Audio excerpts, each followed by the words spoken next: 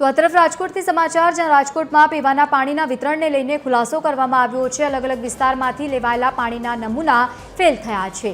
2 મહિનામાં જેટલા નમૂના લેવામાં આવ્યા હતા તે ફેલ થયા છે। અલગ અલગ વિસ્તારમાં જે પાણીના સેમ્પલ લેવામાં આવ્યા હતા, નમૂના ફેલ થવા અંગે વિપક્ષી નેતાના પ્રહાર પણ જોવા મળ્યા છે। વસરામ સાગઠિયાના કોર્પોરેશન અને સાથે જ ભાજપ પર આકરા પ્રહારો જોવા મળ્યા છે। આ સ્થિતિ માટે મનપાના સત્તાધીશો અને પદાધિકારીઓ જવાબદાર છે।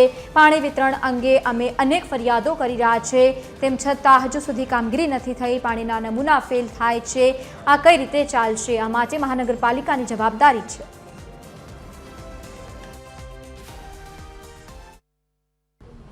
નેતાઓએ કરેલો ભ્રષ્ટાચાર એમાં એ છે, દાખલા તરીકે એને જે હમણાં પાઇપલાઇનો નાખવાનો કોન્ટ્રાક્ટ કરોડો રૂપિયાનો આપે છે, એ પાઇપલાઇન ક્યાંથી લીક છે એ જવાબદારી જોવાની એની છે। નબળી ક્વોલિટીના માલ રજૂ કરી નાખી દેતા હોય તો એ કોન્ટ્રાક્ટરની જવાબદારી છે। કોન્ટ્રાક્ટર કોણે આપે? કોન્ટ્રાક્ટ કોણ આપે છે? પદાધિકારીઓ કોન્ટ્રાક્ટ આપે છે, પોતાની સ્ટેન્ડિંગ કમિટીમાં મંજૂર કરાવે છે, ઓનમાં મંજૂર કરે છે।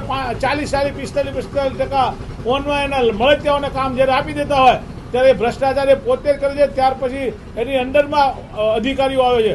અધિકારીઓ અને પદાધિકારીઓ બંનેની મિલીભગતથી આ વસ્તુ બની રહી છે।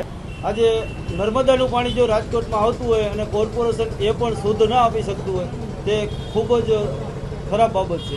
જી હા, ગંદા પાણીથી લોકોને રોગચાળો વધે છે અને હેરાન પણ થઈ રહ્યા છે। આની રજૂઆત નમૂનાઓ તરીકે અમે આપી હતી અને મારે ખાસ કરીને રાજકોટની જનતા તરીકે એક કહેવું છે કે જો બીજા કોઈના સેમ્પલ ફેલ થતા હોય તો રાજકોટ મહાનગરપાલિકા દંડ ફટકારતી હોય તો આજે રાજકોટ મહાનગરપાલિકાની જે સુવિધાઓ છે, જે લોકોનો હક છે પાણીનો, એ પાણીના નમૂના ફેલ થયા હોય તો એ રાજકોટ મહાનગરપાલિકાને સરકાર દંડ ફટકારશે ખરા?